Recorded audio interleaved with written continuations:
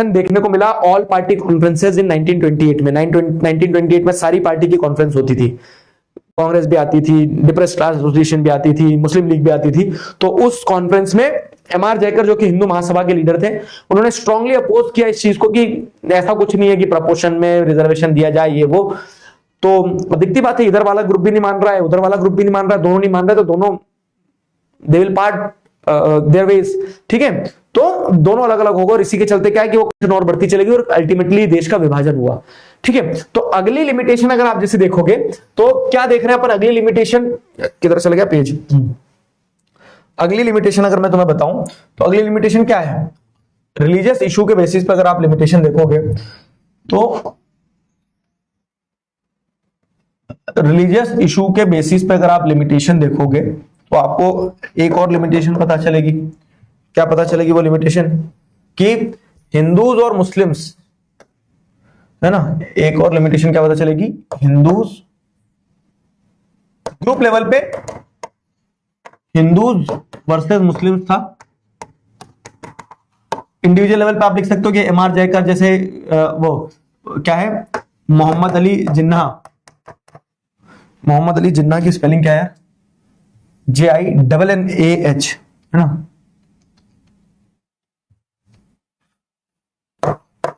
मोहम्मद अली जिन्ना और एमआर जयकर जो है, इनके बीच में नेगोशिएशंस नहीं बन पाए।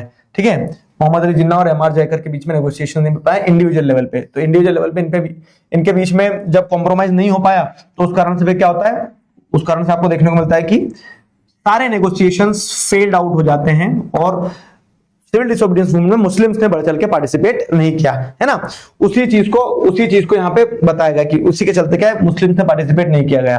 तो when the civil disobedience movement started, there was thus an atmosphere of suspicion and distrust between communities। ठीक है, तो सिविल डिसोबीडियंस मूवमेंट के कारण से यहाँ पे आपको क्या देखने को मिल रहा है कि दोनों कम्युनिटीज के बीच में एक सस्पिशन और डिस्ट्रस्ट का माहौल था।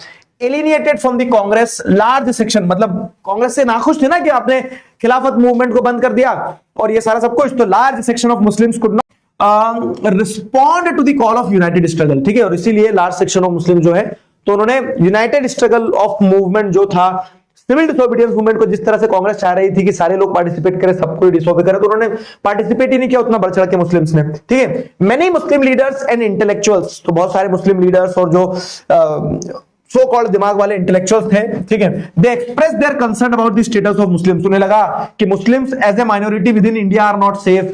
मतलब यही होता है ना, हमारी अधिकतर चिंताएं वो चिंताएं होती है जो हकीकत में कभी रियलिटी में कन्वर्ट ही नहीं होती है, लेकिन हमें इतना डराया जाता है, हमें इतना बताया जाता है, हमारे अराउंड ऐसा फोमो क्रिएट किया जाता है कि हमें लगता है कि अरे दुनिया खत्म है अगर ये नहीं हुआ तो। जैसे वही आपके 10वीं के नंबर जो है ना, आपके 10वीं के नंबर के लिए आपको इतना डराया जाएगा, इतना माहौल बनाया जाएगा, इतना फोमो क्रिएट किया जाएगा कि आपको लगेगा पता नहीं 10वीं ना हो गई दुनिया की सबसे इंपॉर्टेंट चीज हो गई क्या। लेकिन मैं आपको एक चीज बता रहा हूं कि चीजें आप प्रिपेयर करोगे तो भी एग्जाम देना पड़ेगा, नहीं प्रिपेयर करोगे तो भी एग्जाम देना पड़ेगा, समय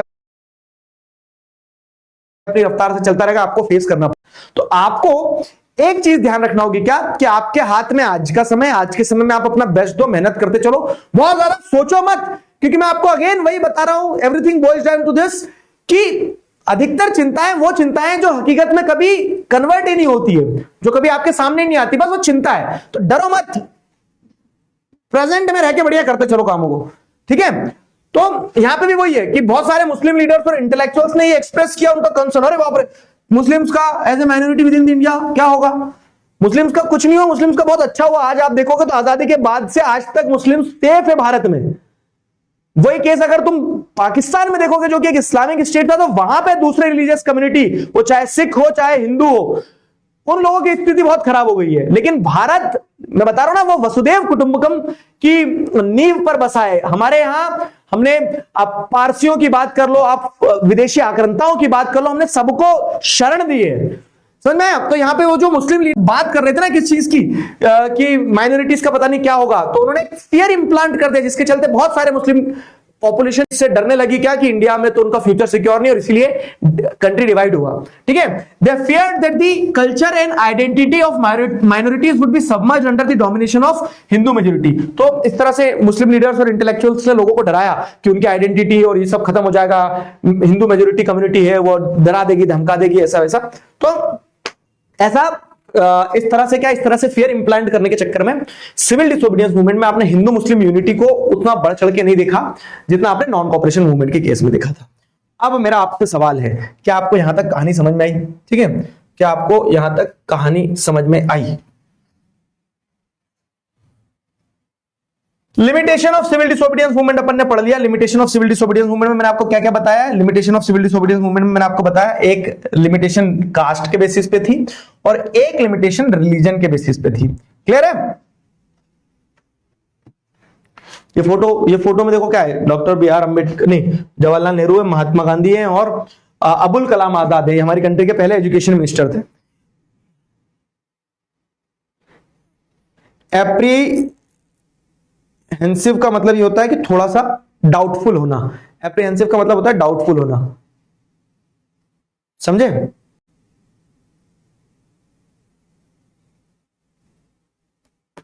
भोपाल में आज बहुत बारिश हो रही, नावें चल रही है भाई, है ना? मैं अभी बस मछली पकड़ने जाऊंगा क्लास के बाद।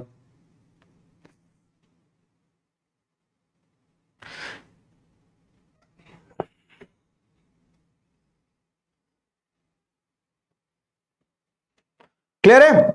हाँ हाँ, क्लास खत्म कर रहे हैं, सुन तो लो मेरी बात पहले। थोड़े से क्वेश्चंस कर लेंगे बाबू, इसके बाद में देखो क्या है। अपन ने ये सारे टॉपिक पढ़ लिए। ये सारे टॉपिक पढ़ने के बाद में अपने सिविल डिसोबीडियंस मूवमेंट देख लिया, पार्टिसिपेंट देख लिए और उसकी लिमिटेशन देख लिए। थोड़े से क्वेश्चंस और कर लेते हैं तो अपने पास में कल ही अपना चैप्टर कंप्लीट हो जाएगा, परसों इसका टॉपर्स टचअप हो जाएगा, है ना? कल ये चैप्टर कंप्लीट, परसों टॉपर्स टचअप हो जाएगा, डाउट सॉल्विंग भी हो जाएगा।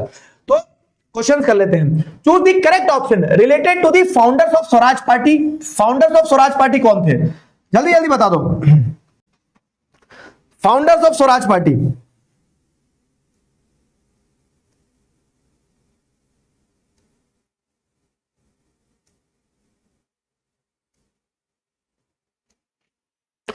पांच मिनट में हो जाएंगे।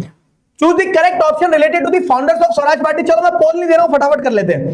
CR Das and Motilal Nehru, 2024 का क्वेश्चन बेटा। ध्यान है ना, स्वराज पार्टी उन्होंने बनाई थी कांग्रेस के अंदर में ताकि वो क्या कर पाए, इलेक्शन लड़ पाए। Why did Simon commission came to India 2020 में? ताकि वो क्या कर सके इंडिया में, to look into the functioning of British to initiate the salt law to suggest changes in the functioning in constitution system in India, है ना? ये सिंपल क्वेश्चन है, मैं पोल नहीं दे रहा हूं, ज्यादा टाइम नहीं लूंगा तुम्हारा। चलो 2020 का क्वेश्चन है, साइमन कमीशन के ऊपर क्वेश्चन आया है। तो देखो कैसे क्वेश्चन बनते हैं, इनको देखना है तो इससे तुम्हें आइडिया रहेगा। फिर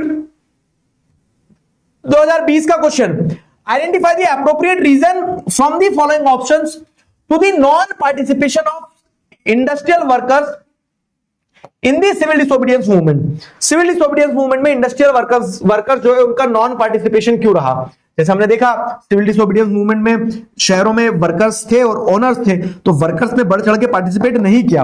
क्यों नहीं किया? क्योंकि industrialist were close to Congress, British offered them good salaries, they were reluctant towards the boycott of foreign goods, या फिर growth of socialism. What do you guys think? तो इसका डायरेक्ट आंसर क्या है ना, क्योंकि industrialist were close to Congress, workers stayed aloof. ये line लिखी है एज इट इज कंटिन्यू। तो ये भी डी भी सही लग रहा होगा, लेकिन इसका डी नहीं, इसका ए होगा राइट आंसर, है ना? इसका ए होगा राइट आंसर। अगला, Who of the following organized depressed class association? Depressed class association किसने बनाई थी? तो आपको ध्यान है यहाँ पे बी आर अम्बेडकर, उन्होंने डिप्रेस्ड क्लास एसोसिएशन बनाई थी टू यूनिफाई दी दलित। ठीक है, सारे दलित को इकट्ठा करने के लिए उन्होंने डिप्रेस्ड क्लास एसोसिएशन बनाई थी। Why did Mahatma Gandhi decided to withdraw the non cooperation movement? Analyse 3 reason. Non cooperation movement को उन्होंने क्यों विड्रॉ किया? तो अब आपको बताना होगा। देखो कब का क्वेश्चन, 2025 का क्वेश्चन है। नॉन कॉपरेशन मूवमेंट को बंद क्यों करना पड़ा? तो आप बताएंगे, एक तो उसका इमीडिएट, ये मैंने क्वेश्चन भी दिया था, ध्यान है होमवर्क क्वेश्चन में। एक तो कह सकते ना इमीडिएट रीजन। इमीडिएट रीजन क्या था? Chauri Chaura incident, fine, violence breakout हो गया, पुलिस स्टेशन जल गया। फिर उसके बाद में आप बता देंगे क्या कि people were required to be trained, ठीक है, लोगों को ट्रेनिंग देने की जरूरत थी। और इसके बाद में अगला क्या था, people were required to be trained. साथ में अगला क्या था, many within the Congress wanted to, ठीक है, मतलब many within the Congress wanted to,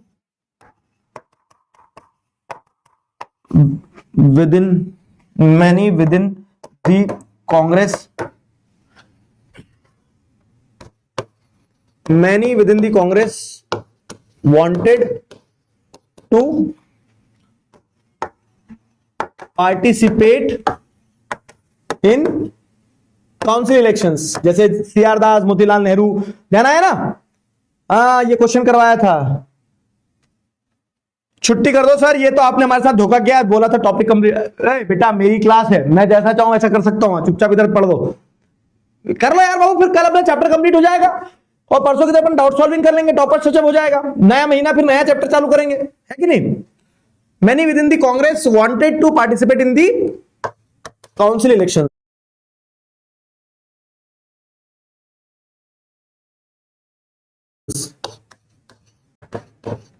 मेरे से लड़ोगे मेरे प्यारे बच्चे? अभी गुलू गुलू कर देता हूं, थोड़ा 5-10 मिनट का और ले, गिली गिली पप्पी इधर आ जाओ। तो why did Mahatma Gandhi decided to withdraw the non cooperation movement in February? तो सेम एज प्रीवियस 2022 में भी आया है, सेम एज, है ना? अगला, impact of Gandhi Irwin pact on Indian freedom struggle, 2025 का question guys, Gandhi Irwin pact का क्या इंपैक्ट था? सिविल डिसओबीडियंस मूवमेंट को कॉल ऑफ किया गया, है ना, गांधी इरविन पैक्ट के बाद में। फिर क्या होता है, second round table conference, second round table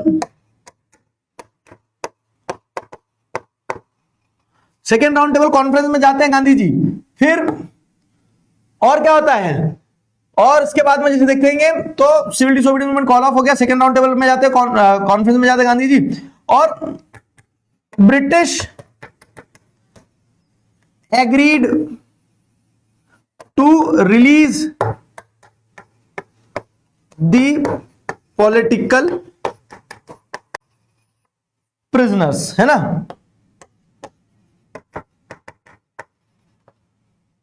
Britishers ने पॉलिटिकल प्रिजनर्स को रिलीज करने की बात करी। Mention any 2 causes that led to civil disobedience movement, 2 causes बताओ सिविल डिसोबीडियंस मूवमेंट के पीछे के। तो आप एक कॉज तो इमीडिएट कॉज लिख दोगे, सॉल्ट मार्च, और दूसरा क्या है, दूसरा कि वो लिख सकते हो आप, economic depression and salt march. तो सॉल्ट मार्च ना लिखते हो, कॉजेस पूछे ना तो एक इकोनॉमिक डिप्रेशन लिखो, 2022 का क्वेश्चन है, कॉजेस पूछे क्योंकि, तो वो तो सॉल्ट मार्च तो एक तरह का कह सकते ना कि तरीका था मूवमेंट लॉन्च करने का। कॉजेस थे इकोनॉमिक डिप्रेशन और Simon commission, coming of Simon commission, और इन्हें तुम्हें एक्सप्लेन करना होगा।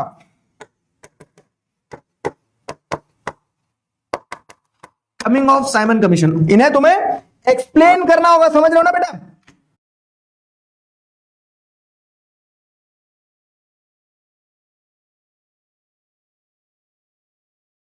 Describe any 3 causes of civil disobedience movement. तो अब 3 में क्या है, अब वही सेम लिख दोगे पिछला वाला, प्लस एक पॉइंट ये लिख सकते हो, वो जो पूर्ण Swaraj, failure of the demand of,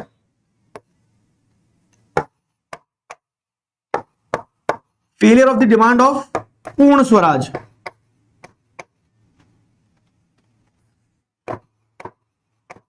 पूर्ण स्वराज की डिमांड जो है वो फेल हो गई थी ना उनकी। वो why did Mahatma Gandhi start this civil disobedience movement, how did this movement unite the country.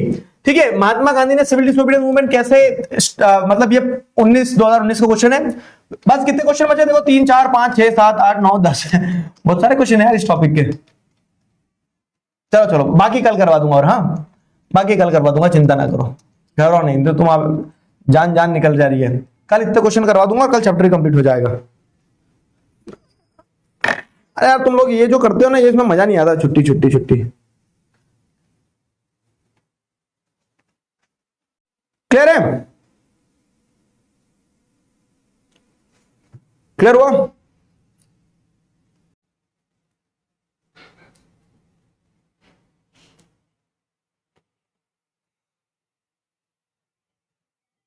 आज इस चैप्टर का टॉपर्स टचअप नहीं है बाबू, मैंने कैंसिल कर दिया था। इसका टॉपर्स टचअप है अपना परसों, चैप्टर कंप्लीट हो जाए उसके बाद ही टॉपर्स टचअप।